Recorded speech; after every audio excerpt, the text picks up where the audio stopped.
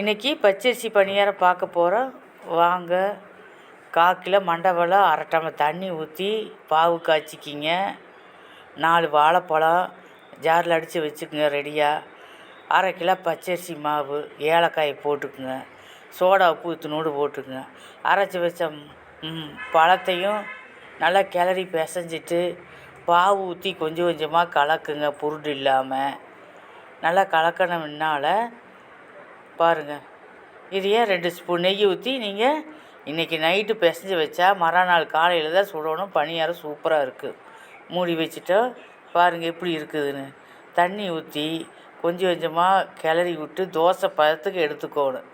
எடுத்து குழியில் ஊற்றி எண்ணெய் ஊற்றி நல்லா சிம்மில் வச்சு நீங்கள் வேக வச்சிங்கன்னா தீயாமல் பொன்னிறமாக வரும். பாருங்கள் எப்படி இருக்குதுன்னு. பார்த்துட்டு எங்களுக்கு கமெண்ட்ஸ் பண்ணுங்கள். அப்படியே சப்ஸ்கிரைப் பண்ணிடுங்க.